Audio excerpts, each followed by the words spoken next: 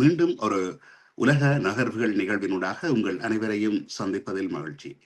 நான் இங்கு ஆஸ்திரேலியாவிலிருந்து அருள், என்னுடன் இங்கிலாந்திலிருந்து இராணுவ புலனாய்வு மற்றும் அரசியல் பொருளாதார ஆய்வாளர் கலாநிதி அருஸ் பங்கு பெற்றுகின்றார். வணக்கம் அருஸ். வணக்கம் அருள். இலக்கு நேர்களுக்கு அன்பு கலந்த வணக்கம். ஆம், நாங்கள் தொடர்ந்து பேசிக்கொண்டிருப்பது போலவே மீண்டும் 11வது நாள் என்று நினைக்கிறேன் அமெரிக்கா தாக்கி கொண்டிருக்கிறது. ஈரானும் பதிலுக்கு தாக்கி கொண்டிருக்கின்றது. இப்பொழுது அமெரிக்கா ஈரானிலே தாக்குவதற்கு பதிலடியாக ஈரான் கருதி கொள்ளுவது எங்கெங்கெல்லாம் மத்திய கிழக்கு நாடுகளிலே இராணுவ தளங்கள் இருக்கின்றனவோ அதுதான் அமெரிக்கா. இரண்டு பேரும், அமெரிக்காவும் ஈரானும் மாறி மாறி தாக்கிக் கொள்ளணும் என்றுதான் நாங்கள் உண்மையில கருதி கொள்ள முடியும். நிறைய தாக்குதல்களையும் நிறைய இழப்புகள் ஏற்பட்டதாகவும், அதைவிட ட்ரம்ப் ஒரு கருத்தை கூறியிருக்கிறார். இறந்து போற ஒவ்வொரு இராணுவ வீரருக்கும் பதிலாக ஒன்றில் ஒரு பாலம் அல்லது ஒரு பொருளாதார இலக்கு தாக்கப்படும் என்று. உங்களுடைய உயிரிழப்புகள் ஒரு உயிருக்கு பதிலாக இன்னொரு மனிதனுடைய வாழ்வாதாரத்தின் மீது தாக்குவோம் என்பது உண்மையில் ஒரு மோசமான மனித உரிமை அல்லது யுத்த குற்றங்களுக்கு எல்லாம் வருகிறது. என்ன நடக்கிறது என்ற தகவல்களை நேர்களுக்கு தற்போதைய நிலைமையை பகிர்ந்து கொள்ளுங்கள். இன்றும் தாக்குதல்கள் ஒரு குறைவான விகிதத்தில் இடம்பெற்றாலும், அதாவது முன்னே அது போல மிக மோசமாக இல்லாவிட்டாலும் இருதரப்பும் தாக்குதல்களை மேற்கொண்டு கொண்டுதான் இருக்கிறார்கள்.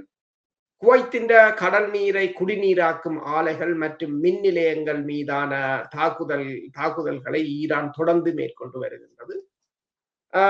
4வது நாளாக அந்த தாக்குதல் இடம்பெற்று வருகிறது. அதே நேரத்தில் பஹ்ரைனில் உள்ள அமெரிக்க தளம் மீதான ஏவுகணை தாக்குதலையும் ஈரான் தீவிரப்படுத்தியிருக்கிறது. ஈரானின் ஏவுகணைகள் மற்றும் ஆளில்லாத விமானங்கள் மூலமான தாக்குதலை நடத்துவதைப் போல அமெரிக்க படைகளும் பஹ்ரைனில் மற்றும் குவைத்தில் இருந்து உள்ள தங்கள் தளங்களில் இருந்து ஈரானை நோக்கி ஹிமாஸ் ரக ஏவுகணைகள் மற்றும் குறுந்தூர ஏவுகணைகளால் தாக்குவதுடன் வான் தாக்குதல்களை நடத்தி வருவதாகவும், இந்த ஹோர்முஸ் நீரிணை இப்போது மூடப்பட்டே இருப்பதாகவும் கூறப்படுகிறது. அதே சமயம் இந்த தடையை தாண்டி செல்ல முயன்ற 4 கப்பல்களை ஈரான் தாக்கி சேதமாக்கியதாக கூறப்படுகிறது. இதே நேரம் ஈரான், அதாவது இஸ்ரேல் தான் அந்த நாட்டு இராணுவத்தை தயார் நிலையில் இருக்குமாறு கூறியிருக்கின்றது. தனது ஆயுதங்களையும் தயார்படுத்தி வருவதாகவும், மேலும் அடுத்து வரும் ஒரு இந்த 72 மணி நேரத்துக்குள் அமெரிக்காவும் இஸ்ரேலும் இணைந்து ஒரு மிகப்பெரிய தாக்குதலை அலையாக நடத்தலாம் என்று எதிர்பார்க்கப்படுவதாகவும் அங்கிருந்து கிடைக்கின்ற செய்திகள் தெரிவிக்கின்றன. அதே சமயம் நீங்கள் கூறியது போலதான் ட்ரம்ப் கூறியிருக்கின்றார், ஒவ்வொரு இராணுவ வீரர் ஒவ்வொரு கப்பல்களை தாக்கும் போதும் அல்லது ஒவ்வொரு இராணுவ வீரர் கொல்லப்படும் போதும் தாங்கள் ஈரானின் பிரிட்ஜுகள், பவர் ஸ்டேஷன்களை தாங்கள் தாக்குவோம் என்று கூறியிருக்கிறார். அதற்கு ஈரான் பேச்சுவார்த்தையில் கலந்து கொண்டவரும் பேராசிரியருமான ப்ரொஃபசர் முகமது மராண்டி என்ன கூறியிருக்கிறார் என்று சொன்னால், அப்படி நீங்கள் தாக்குவது என்று சொன்னால் நான் உங்களுக்கு முதலே ஒரு செய்தியை சொல்லுகிறேன். Kuwait, Qatar, Saudi Arabia, Bahrain, UAE போன்ற நாடுகளில் இருப்பவர்களை உடனடியாக வெளியேற்றுங்கள் என்று சொன்னால் தாங்கள் அவ்வளத்தையும் தாங்களும் தாக்கி அளிப்போம் என்று கூறியிருக்கின்றார். அதே சமயம் இந்த சேட்டலைட் ஒளிப்படங்கள் இப்போ ஒவ்வொரு நாளும் மெல்ல மெல்ல கசிந்து கொண்டிருக்கின்றன. இன்று வெளியிடப்பட்ட சேட்டலைட் ஒளிப்படங்களில் குவைத்தில் இருக்கின்ற EWS என்ற ஏர்லி வார்னிங் சிஸ்டம் சேதமடைந்திருக்கின்றது. அமெரிக்காண்ட தொடர்ந்து இந்த ரடார்களைத்தான் ஈரான் குறிவைத்துக் கொண்டிருப்பது. ஏனென்று சொன்னால், அதை ரடாரை முடக்கிவிட்டால் அது குருடர்கள் மாதிரி அவர்களுக்கு பிறகு இந்த ஏவுகணைகளை கண்டறிவதோ அல்லது ஈரான் தாக்குதல்களை முன்கூட்டியே அறிவதோ அல்லது அதை தடுப்பதோ கடினமாகிவிடும். எனவேதான் இஸ்ரேலில் முதல் கூறினார்கள், முன்பு ஈரான் தாக்குதல் ஆரம்பித்ததும் அவர்களுக்கு அந்த பதுங்கு குழிகளுக்கு ஓடுவதற்கு மணத்தியால கணக்கான நேரம் கொடுக்கப்பட்டிருந்தது. ஆனால் இப்போது சில நிமிடங்களே கொடுக்கிறார்கள். என்று சொன்னால் அது கிட்ட வந்த அப்புறம்தான் இவர்களுக்கு தெரிகிறது ஏவுகணை வந்துவிட்டது. என்றால் ஈரான் பெருமளவான ஏர்லி வார்னிங் ரடார்கள் எல்லாவற்றையும் குறிவைத்து அதைத்தான் ஈரான் முதலில் தாக்கியிருந்தது. அப்ப இந்த நிலையில இப்ப கூறியிருக்கிற, அதாவது இந்த அதே சமயம் ஈரான் நாடாளுமன்ற உறுப்பினர் கூறியிருக்கின்றார் மனோஜ். அவர் என்ன கூறியிருக்கிறார் என்று சொன்னால், இந்த தாக்குதல் ஆரம்பித்தவுடன் தாங்கள் யோசித்தது, அதாவது அமெரிக்கா ஈரானை தாக்கியதுடன் ஈரான் தரை தாக்குதல் ஒன்றை பஹ்ரைன் மற்றும் குவைத் மீது மேற்கொண்டிருக்கும் என்றுதான் மேற்கொண்டிருக்கலாம் என்றுதான் தாங்கள் யோசித்தது என்று கூறியிருக்கின்றார். அப்ப ஈரானும் ஒரு தரை தாக்குதலின் மூலம் இந்த சிறிய நாடுகளை கைப்பற்ற திட்டம் வகுப்பார். அதாவது அமெரிக்கா தரை தாக்குதலை ஒரு பக்கத்தால் தரை நடவடிக்கையை திறந்தால், இவர்கள் அதற்கு பதிலடியாக இன்னொரு பக்கத்தால் தரை நடவடிக்கையை திறப்பதற்கு ஆயத்தப்படுத்துவது போலதான் தெரிகின்றது. என்று சொன்னால், அப்படி துறந்தால் அமெரிக்கா இந்த பக்கத்திலே அவர்களால் கான்சென்ட்ரேட் பண்ண முடியாத ஒரு நிலைமையாக போகும். அது ஒரு மிகப்பெரிய ஒரு பதற்றத்தை ஏற்படுத்தும். இதே நேரம் பிரின்ஸ் சுல்தான் ஏர்பேஸ் இந்த மனாமா இருக்கின்ற அந்த சுல்தான் ஏர்பேஸ் கிட்டத்தட்ட இன்று முதல் தடவையாக பல ஏவுகணைகள் அங்கு வீழ்ந்திருப்பதாக கூறப்படுகிறது. இதே சமயம் யோர்டான் மீது இப்ப வந்த செய்மதி படங்களின் அடிப்படையில் 5 மீடியம் ரேஞ்ச் இடைத்தூர ஏவுகணைகள், பாலிஸ்டிக் ஏவுகணைகள் ஏவப்பட்டதாகவும், காதர் வகை ஏவுகணையாக இருக்கலாம் அல்லது ஹைபார் சார்டன் என்ற ஹைப்பர்சோனிக் ஏவுகணையாக இருக்கலாம். அதே நேரம் சாஹெட் 136 ரக ட்ரோன்களும் மற்றும் அராஷ் 2 ரக ட்ரோன்களும் ஏவப்பட்டதாகவும், இந்த MQ-9 என்ற 9 விமானங்கள் தரித்து நின்ற ஒரு கொட்டகை முற்றாக அழிந்திருப்பதாகவும், F-15E ரக விமானங்கள் இருந்த கொட்டகைகளும் அழிந்திருப்பதாகவும் கூறப்படுகிறது. அதே சமயம் இந்த சமர்க்கள ஆய்வு மையம் என்ற ஒரு அமைப்பு தெரிவித்திருக்கிறது, ஈரான் தாக்குதலில் MH-60 ரக பிளாக் ஆஃப் ரக உலங்கு வானூர்திகள் பல சேதமடைந்திருப்பதாகவும், ஒரு ஏவுகணை பயிற்சி கூடத்தில் விழுந்ததாகவும், இன்னொரு ஏவுகணை இந்த உலங்கு வானூர்திகளின் கொட்டகை மீது விழுந்ததாகவும், மூன்றாவது ஏவுகணை இந்த படையினர் இருந்த குடியிருப்பு பகுதி மீது விழுந்ததால் தான் இந்த படையினருக்கு இவ்வளவு காயங்கள் ஏற்பட்டது என்று கூறியிருக்கிறார்கள். ஆனால் பேராசிரியர் இந்த ஜெஃப்ரி சாக்ஸ் கூறியிருக்கின்றார் என்று சொன்னால், புலனாய்வு தகவல்களின் அடிப்படையில் இந்த 2 வார தாக்குதல்களில் 1000 அமெரிக்க படையினர் காயமடைந்திருக்கிறார்கள் என்று சொல்லியும், ஆனால் பென்டகன் அதனை குறைவாகத்தான் அதனை வெளியில் தெரிவிக்கிறார்கள் என்று சொல்லியும் அவர் கூறியிருக்கின்றார். இப்பொழுது இந்த ஈரானில் இருக்கின்ற பிக்காக்ஸே மவுண்டன், அதாவது பிக்காக்ஸே மலை என்று கூறுகிறார்கள். அது ஒரு உயர்ந்த மலையாக இருக்கும் என்றும், அதன் கீழே தான் பல அணுசக்தி கழிவுகள் அதாவது இப்ப ஈரான் தயாரிக்கின்ற அணு ஆயுதத்தை மறைத்து வைத்திருக்கிறார்கள் என்றும், அடுத்த இலக்கு அந்த மலை மீது தாக்குதல் நடத்துவது அது பெரும் சேதத்தையும் பெரும் அழிவுகளையும் ஏற்படுத்தும் என்று அமெரிக்கா எச்சரித்திருக்கிறது. இது உண்மையில் அவ்வாறு ஈரான் அங்கே அணுக்கழிவுகள் அல்லது இப்பொழுது செய்து கொண்டிருக்கின்ற அணு ஆயுதங்களை வைத்திருக்கின்றனவா? அவ்வாறு அமெரிக்கா தாக்க முற்பட்டால் அதை தாக்கக்கூடியளவான உயரம் இருக்கிறதா? அமெரிக்கா தாக்குவதாக இருந்தால் இந்த பங்கபஸ்டர் என்ற குண்டுகளைத்தான் போட முடியும். அந்த பங்கபஸ்டர் குண்டுகளினுடைய பலம் என்ன, எவ்வளவு ஆழத்துக்கு சென்று தாக்க முடியும்? இந்த மலைகள் என்பவை கிட்டத்தட்ட 2000 தொடக்கம் 4000, 6000, 8000 அடி வரைக்கும் மலைகளின் உயரம் இருக்கின்றன. அவை மலையை குடைந்து கொண்டு அடியில் வைத்திருந்தால் அவர்களால் அது சாத்தியப்படுமா? இதை பற்றி கொஞ்சம் முடிவாக கூறுங்கள். நீங்கள் கூறியது போலதான், இந்த மலையை பொறுத்தவரையில் அது மிகவும் உறுதியான மலை என்று கூறுகிறார்கள். அந்த மலையில் கிட்டத்தட்ட 450 அடி அல்லது 600 அடி ஆழத்துக்கு ஈரான் தனது பதுங்கு குடிகளை அமைத்திருப்பதாகவும், அதை கடந்த 40 வருடங்களாக அவர்கள் வடிவமைத்திருப்பதாகவும் கூறப்படுகின்றது. இப்ப இஸ்ரேலின் மொசாட் அமைப்பு தான் கூறியிருக்கின்றது, அந்த மலைப்பகுதிக்கு ஈரான் கிட்டத்தட்ட 1000 கிலோ இடைவு கொண்ட 60% சுத்திகரிக்கப்பட்ட யுரேனியத்தை கொண்டு செறிவாக்கப்பட்ட யுரேனியத்தை இப்ப பல்வேறு சிறு சிறு பகுதிகளாக பிரித்து சேமித்து வைத்திருக்கின்றது என்று இஸ்ரேல் கூறியிருக்கின்றது. அமெரிக்கா கூறுகின்றது தங்களிடம் இருக்கின்ற ராட்சத இந்த பங்கபஸ்டர் குண்டுகள் மூலம் தாங்கள் அதனை தகர்க்கலாம் என்று கூறியிருக்கிறார்கள். ஆனால் அந்த குண்டுகள் இவர்கள் 200 அடி ஆழத்துக்கு செல்லும் என்று கூறியிருக்கிறார்கள். ஆனால் உண்மையில் அது அந்த மண் மண் மற்றது கல்லு அமைப்புகளை பொறுத்துத்தான் அந்த குண்டு இது எந்த களத்தில் அவர்கள் பரிசோதித்திருக்கிறார்கள் என்பதை பொறுத்துத்தான் இருக்கும். அது உள்ளே சென்று கைனட்டிக் மேலிருந்து வீசப்படும் போது அந்த இயக்கவியல் சக்தி தான் முதலில் குண்டை நிலத்துக்கு கீழ் கொண்டு செல்லும். பேர்ந்து அது கீழே சென்று வெடிக்கும். 200 அடி ஆழத்தில் சென்று வெடிக்கக்கூடியது. இப்போது கூறுகிறார்கள் தங்களிடம் நவீன குண்டுகளாக 350 அடி ஆழத்துக்கு செல்லக்கூடியது இருக்கிறது.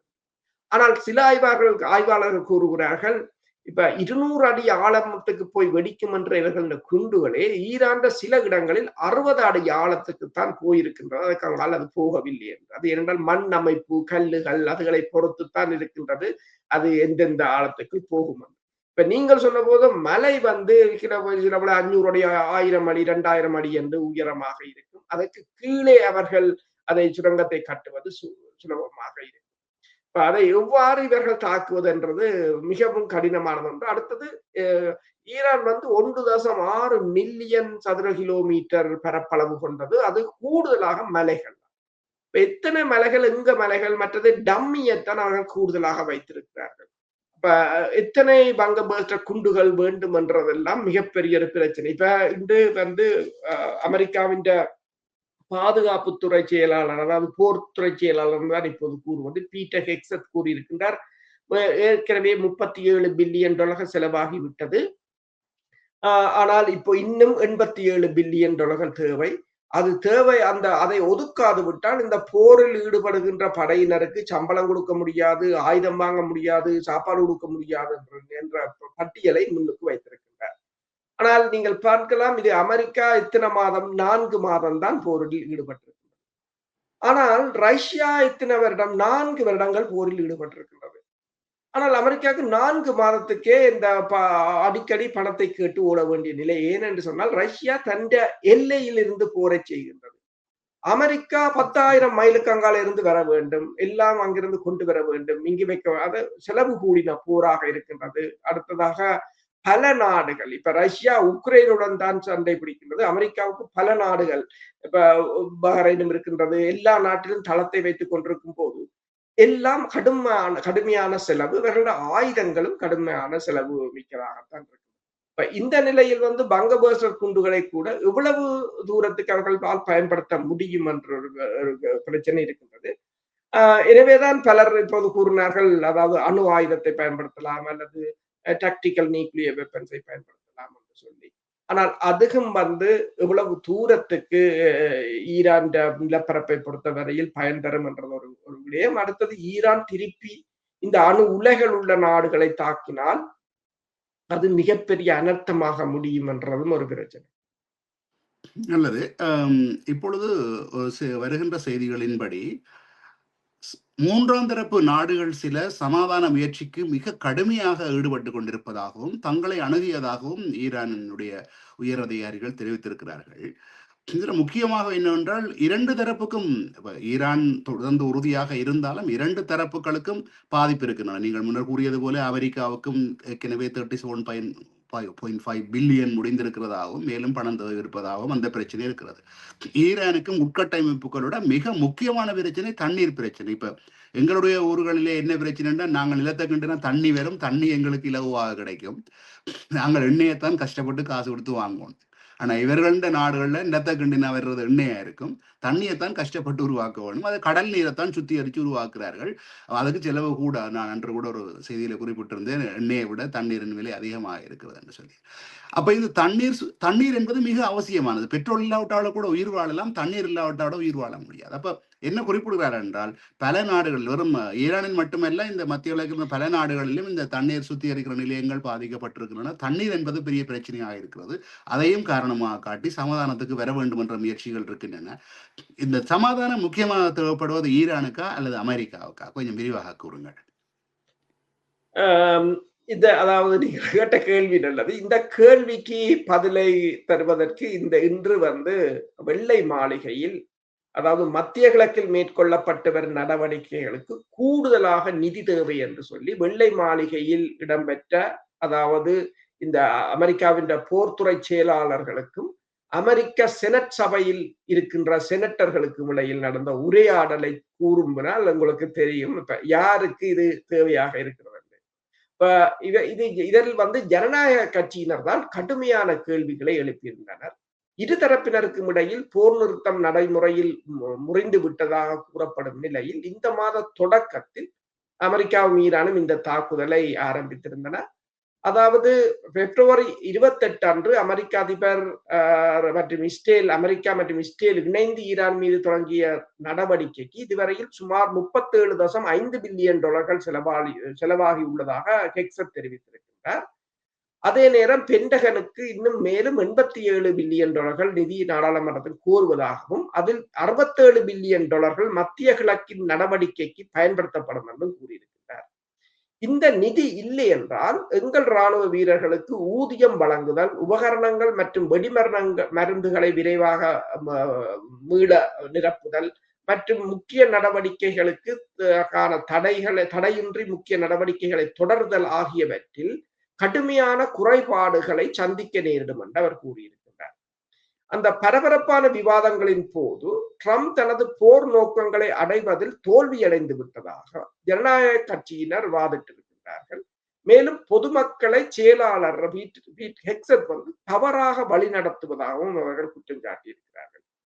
ஈரானின் எஞ்சிய ஏவுகணை இருப்புகள் தீர்ந்து போய்விட்டதாகவும் அழிக்கப்பட்டு விட்டதாகவும் ஹெக்ஸட் முன்பு கூறியிருந்த போதிலும் கடந்த வாரம் ஜோர்டானில் நடந்த தாக்குதலில் அமெரிக்க படையினர் கொல்லப்பட்டதும் பெருமளவில் காயப்பட்டதையும் நியூயார்க் செனட்டர் கிர்ஸ்டன் சுட்டிக்காட்டியதாகவும் அந்த கவலையின் காரணமாக பல நியூயார்க் மக்கள் குழப்பத்திலும் மன அழுத்தத்திலும் இருக்கிறார்கள் என்று சொல்லியும் இந்த போர் மக்களிடம் கடுமையான விசனத்தை ஏற்படுத்தி இருப்பதாகவும் அவர் கூறியிருக்கிறார். ஈரானின் பாதுகாப்புத்துறை கட்டமைப்பு, ஆனால் இதற்கு பதிலளித்த ஹெக்ஸட் என்ன கூறியிருக்கிறார் என்று சொன்னால், ஈரானின் பாதுகாப்பு கட்டமைப்பு நடைமுறையில் அழிந்து விட்டது, ஆனால் அவர்களிடம் நிலத்தடியில் வசதிகள் இருக்கின்றன.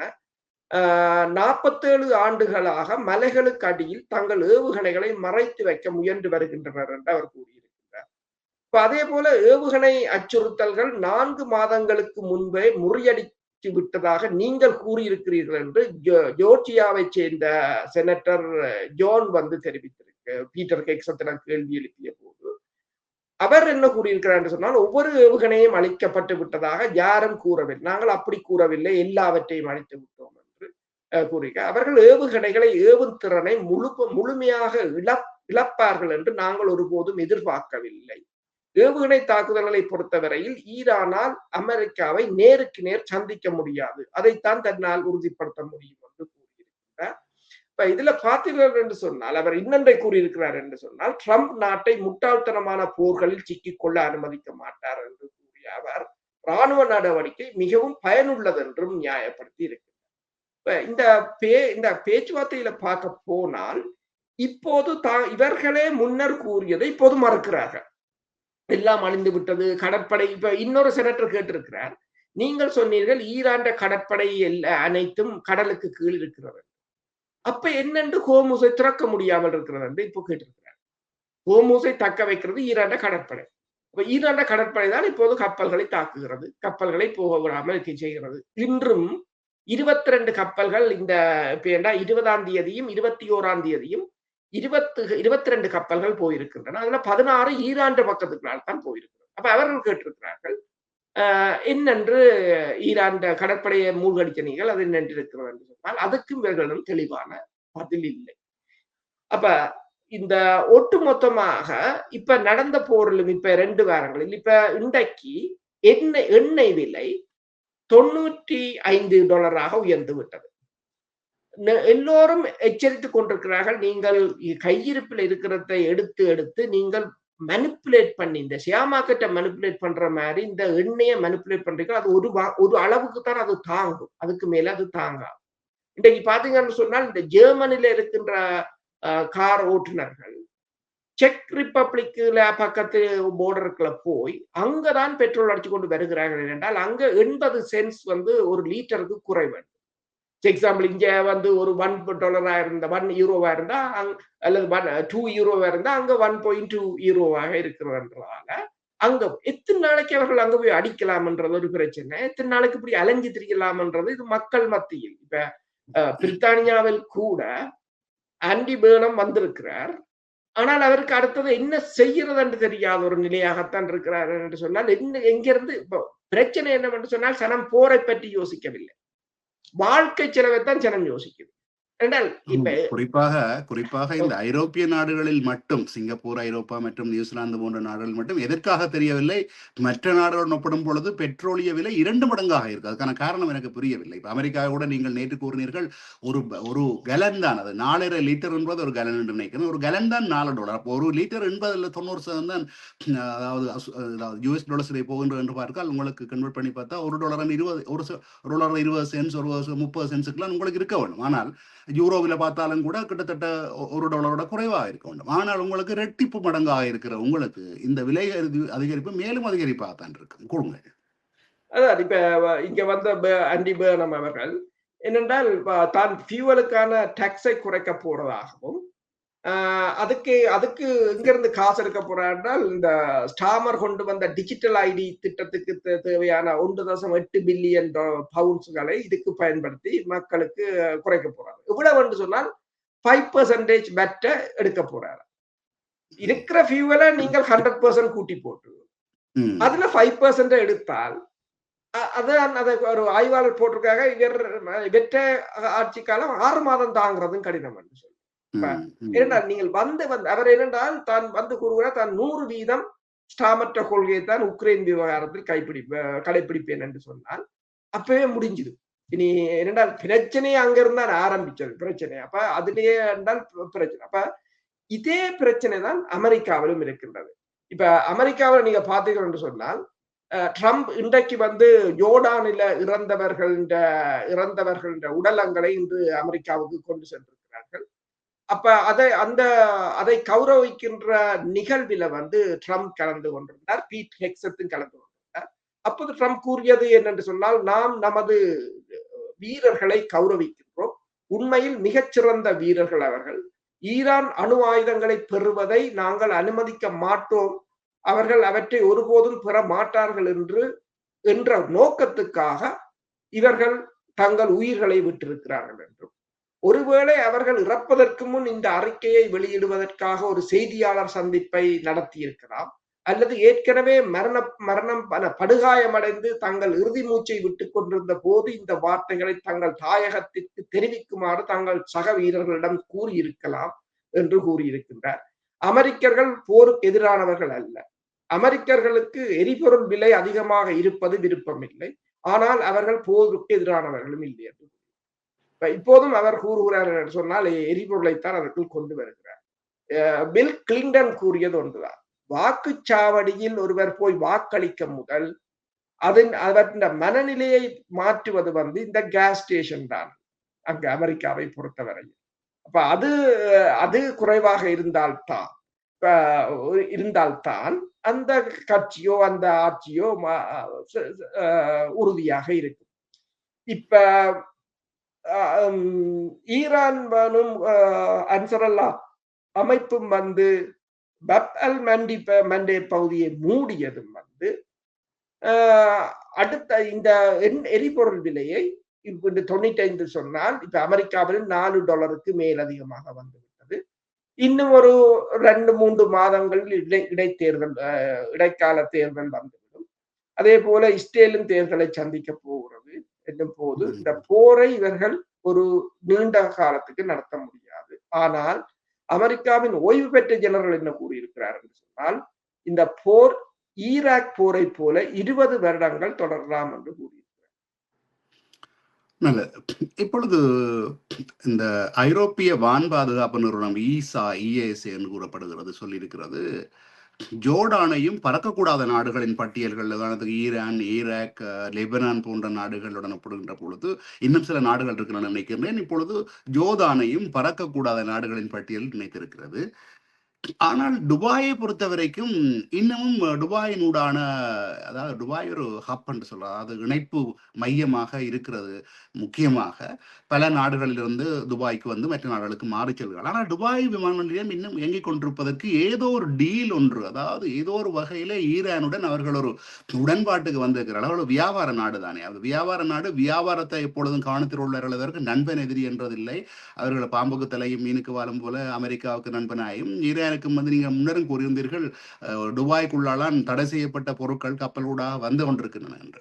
அந்த டீலியம் அடிப்படையில் தான் இந்த, அதாவது இந்த இந்த நாடுகளில் எல்லாம் விமான பரப்புகள் தடை செய்யப்பட்டிருந்தாலும் துபாயினூடான விமான போக்குவரத்து தொடர்ந்து நடைபெறுகிறது. இதை பற்றி கொஞ்சம் கூறுங்கள். இதே இன்று முழுக்க இன்று பல ஆய்வாளர்கள் இதை சுட்டிக்காட்டி விட்டார்கள். என்னென்று சொன்னால், முதல் நடந்த போரில், அதாவது முதல் போரில் வந்து அதிகமாக அடி வாங்கினது துபாய் தான். கிட்டத்தட்ட 1500க்கு மேற்பட்ட ஏவுகணைகள், ட்ரோன்கள் என்று சொல்லி. ஆனால் இந்த முறை துபாய் அமைதியாக இருக்கின்றது. அப்ப ஏனென்று பார்த்தால், துபாய் வந்து ஈரானுடன் மல்டி பில்லியன் என்று சொல்கிறார்கள், பல பில்லியன் டாலர்கள் பெறுமதியான ஒரு பின் கதவான உடன்படிக்கையை எட்டிவிட்டது என்று கூறுகிறார்கள். ஏனென்று சொன்னால், இப்ப துபாய் வந்து முன்னர் வந்து இந்த அமெரிக்கான தடைகள் இந்த 40 வருடங்களாக இருந்த போது ஈரான் வெளிநாட்டு டிரான்சாக்சனை வந்து துபாயின் வங்கிகளுக்கு கூடாகத்தான் செய்கிறது. துபாயும் அதை விட்டுட்டு இருந்தது என்றால், எந்த காசு உள்ளுக்கு வந்தாலும் துபாய் விட்டுடும் என்று சொன்னால் அவர்கள் அது வளர்ச்சிக்கு உதவும்.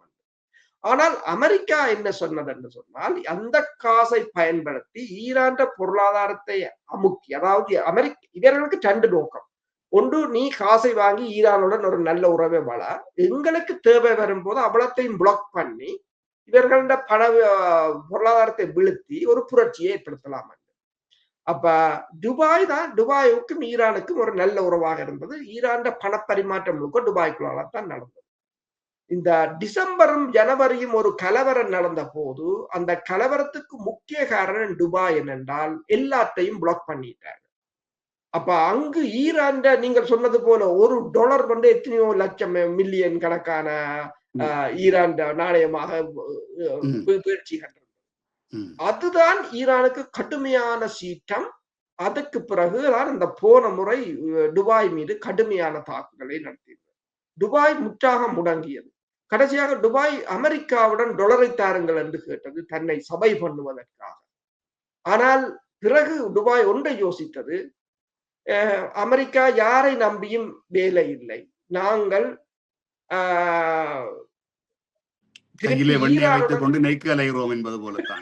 ஈரானுடன் போவோம் என்று சொல்லி இப்போது அந்த பணங்களை எல்லாம், அதாவது ஈரான் முடக்கப்பட்ட பணங்களை எல்லாம் ரகசியமாக விடுவித்து ஒரு அண்டர் டேபிள் என்று சொல்றது, அப்படி ஒரு டீலுக்கு துபாய் UAE வந்து விட்டது என்றுதான் கூறுகிறார்கள். அதுதான் தற்போதைய இந்த ஈரான் வந்து, ஈரான் பேர்கள் சவுதி அரேபியாவையும் பெருமளவில் தாக்கவில்லை இந்த முறை. சவுதி அரேபியாவும் ஓரளவு ஈரானுடன் நல்ல உறவுக்கு வந்துவிட்டது. எனவேதான் அமெரிக்கா வந்து அந்த நியூக்ளியர் டீலை இப்போது சவுதி அரேபியாவுடன் மேற்கொள்கிறது என்று சொன்னால், இப்படியே விட்டு கொண்டு போனால் எந்த கூடாரத்துக்கு ஒருத்தரும் இருக்க மாட்டா, எல்லாரும் இப்போது எதிர்கூடாரத்துக்கு போயிருக்கிறாங்க என்ற ஒரு நிலை வரப்போகிறது என்பதற்காக இப்போது அமெரிக்கா தனது கொள்கைகளை கூட மாற்ற வேண்டிய ஒரு நிலைக்கு இறங்கி. ஆம் ஆம், இது நான் கேட்க வேண்டிய கேள்வி கூறியிருந்தீர்கள். அதாவது நாங்கள் நேற்று முன்தினம் சில நாட்களுக்கு முன்னர் கூறியிருந்தோம், பாகிஸ்தான் வந்து ட்ரோன் தயாரிப்பிலே மும்முரமாக ஈடுபட்டு கொண்டிருக்கிறது. ட்ரோன் என்பது இந்த பொதுவாக ஆளில்லா விமானம் அல்லது இந்த தாக்குதல் ஏவுகணைகள். இவர்களினுடைய நோக்கம் ஒன்றில், தாங்களும் ஈரானுக்கு பதிலாக சமனாக வளர்வது, ஈரானுக்கு ஒரு அச்சுறுத்தலான நாடாக மாறுவது, ஈரான் தச்சில் அது படையெடுப்பு நடந்தால் தங்களை பாதுகாத்துக் கொள்வது என்ற நோக்கத்தில் ஒன்றிருந்த நாட்டுக்கு ஏற்கனவே அவர்கள் பாகிஸ்தானுடன் ஒரு இராணுவ ஒப்பந்தம், சவுதி அரேபியாவின் மீது யாராவது தாக்கினால் தாங்கள் உதவிக்கு வருவார்கள் என்றும், அதோட 10,000 இராணுவத்தை ஏற்கனவே அனுப்பியிருந்தது. இப்பொழுது அமெரிக்காவும் இந்த அணு ஆயுதத்துக்கு வந்ததுக்கான முக்கிய காரணம் இப்போது நீங்கள் தெளிவாக கூறிவிட்டீர்கள். சரி, நாங்கள் இப்பொழுது இஸ்ரேல் பக்கம் திருப்புவோம். இஸ்ரேலில் இப்பொழுது என்ன நடக்கிறது? ஒரு செய்தியை வாசித்தேன், இஸ்ரேல் இப்பொழுதுக்கு நேரடியாக போரில் ஈடுபடாமல் ஒதுங்கி இருக்க முடிவெடுப்பதாகத்தான் ஒரு செய்தி வாய்த்தான். நீங்கள் சற்று முன்னர் கூறிய ஒரு தகவலிலே கூறியிருந்தீர்கள், இஸ்ரேலும் ஈரானும் சேர்ந்து புலி பதுங்குகிறது பாய்வதற்காக என்பது போலத்தான் போல ஒரு பெரும் தாக்குதலுக்கு தயாராகிறார்கள் என்று சொல்லி அந்த தாக்குதல் நிலைமை என்ன? அடுத்தது வந்து நெத்தன்யாகு அமெரிக்காவுக்கு போகிறதை கொஞ்சம் தாமதப்படுத்தி இருக்கிறார் அவருடைய நண்பர் லின்சேனுடைய இறப்புக்கு போவதற்கும். இன்னொரு தகவலும் வந்திருக்கிறது, நெத்தன்யாவு அமெரிக்காவுக்கு வந்தால் அவர் கைது செய்யப்பட மாட்டார் என்ற உத்தரவாதம் கொடுக்கிறோம் என்று. ஏற்கனவே நெத்தன்யாவுக்கு வந்து யுத்த குற்றங்கள் சார்பாக கைது செய்வதற்கான பிடிவராந்து இருக்கிறது, கைது செய்ய மாட்டோம் என்று. இதை பற்றின கொஞ்சம் இந்த இஸ்ரேல் நிலைமைகளை, தற்போதைய நிலைமைகளை கொஞ்சம் நேர்களுக்காக விளக்குங்கள்.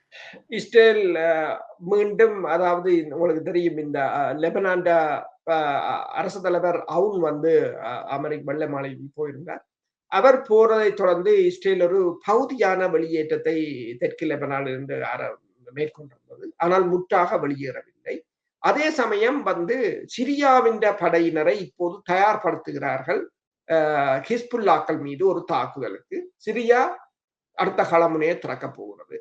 எனவேதான் சிரியா மீது ஈரான் அண்மையில் உங்களுக்கு தெரியும் ஒரு தாக்குதலை நடத்தி, ஏவுகணை தாக்குதலை நடத்தியிருந்தது. சிரியாவில் இருந்த டவர் 22 என்ற அந்த எல்லையில் இருந்த இராணுவ தளம் அளிக்கப்பட்டிருந்தது. இப்ப இவர்களோட திட்டம் என்னென்று சொன்னால், இப்ப அமெரிக்காண்ட டேங்கர் விமானங்கள் பெருமளவில் அங்கு கொண்டு போய் குவிக்கப்பட்டிருக்கிறது. அப்ப இஸ்ரேலும் அமெரிக்காவும் இணைந்து ஒரு அலையாக ஒரு பெரும் தாக்குதலை நடத்தும் போது, சவுதி அரேபியா ஏமன் மீது ஒரு தாக்குதலை அன்சரல்லா அமைப்பினர் மீது நடத்துகின்ற அதே சமயம் சிரியாவும் லெபனான் இராணுவமும் இணைந்து ஹிஸ்புல்லாக்கள் மீது நடத்துவது. இது ஒரு கூட்டுப்படை நடவடிக்கையாக திட்டமிடுவார்கள் என்றுதான் தெரியும். ஆனால் இந்த நடவடிக்கைக்குள் ஈரான் என்ன செய்ய போகிறது என்று சொன்னால், சில சமயங்களில் குவைத்தையோ அல்லது பஹ்ரைனையோ ஈரான் கைப்பற்றலாம் என்று கூறியிருக்கிறார்கள்.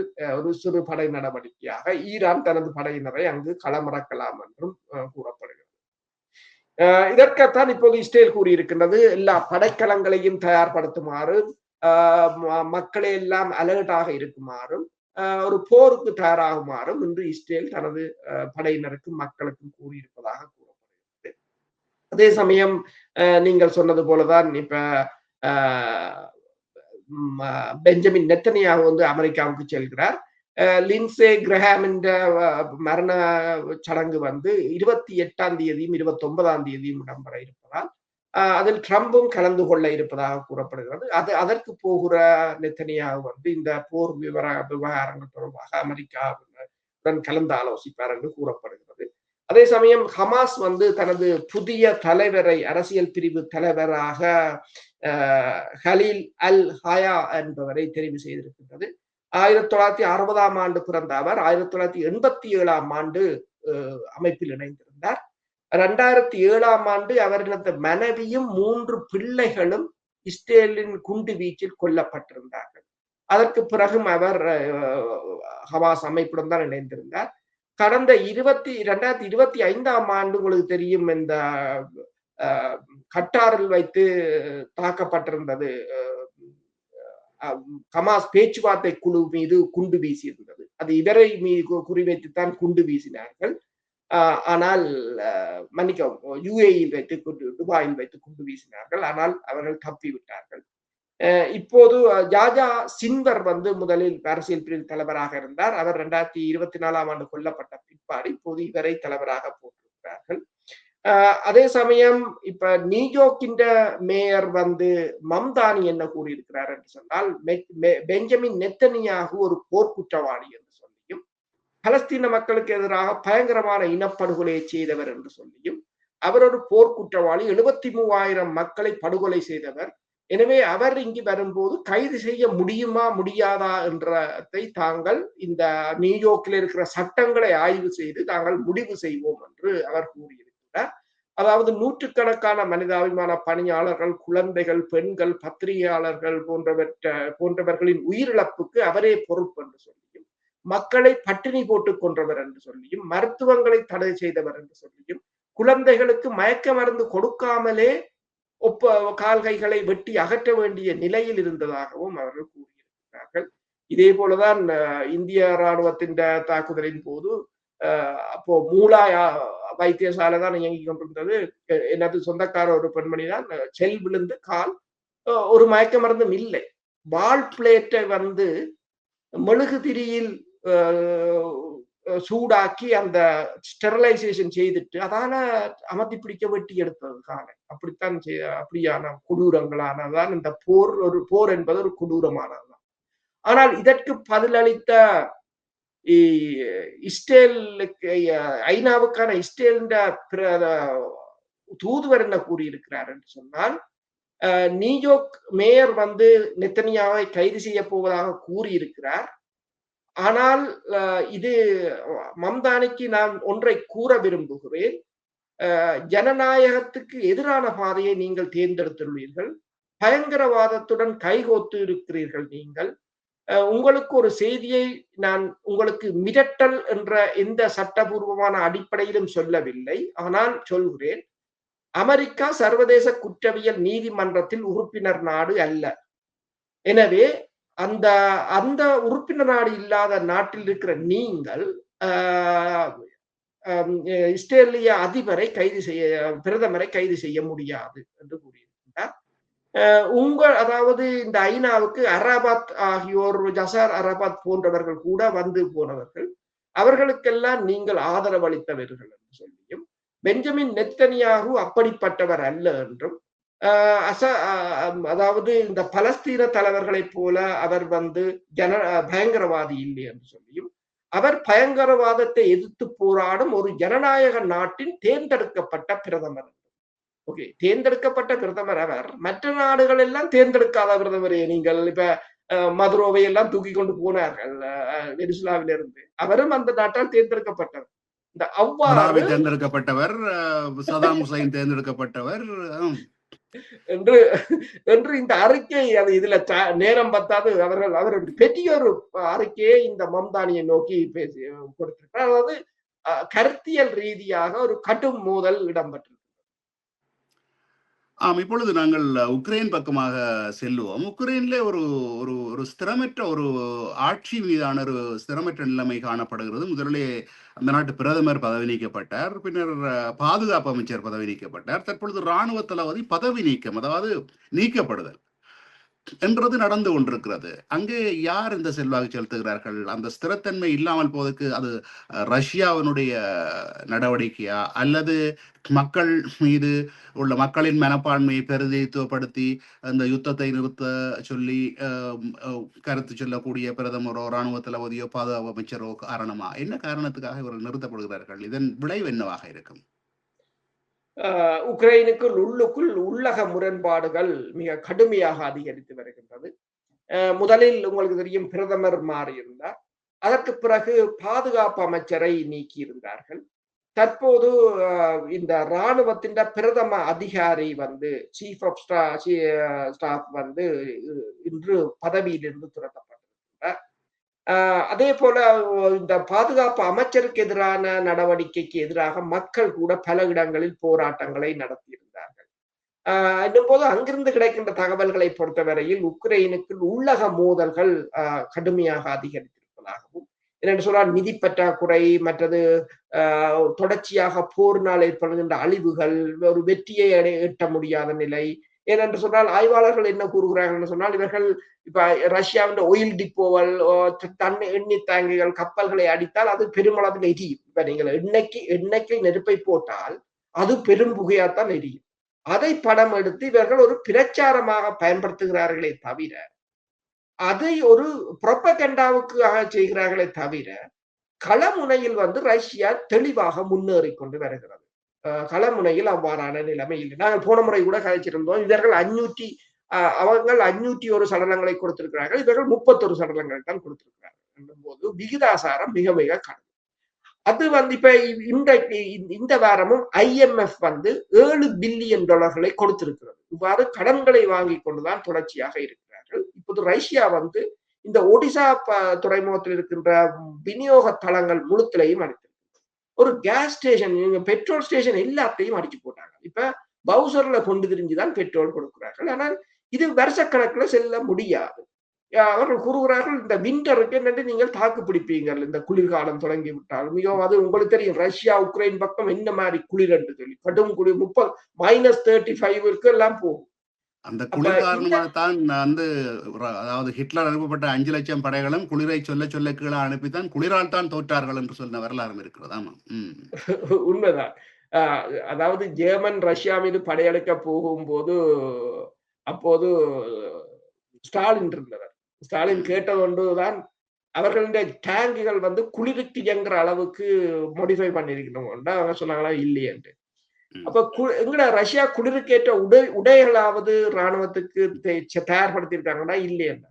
அப்ப சொன்னா அப்ப வரட்டும் விடன்னு. என்றால் அதே மாதிரி தான் முடிஞ்சது.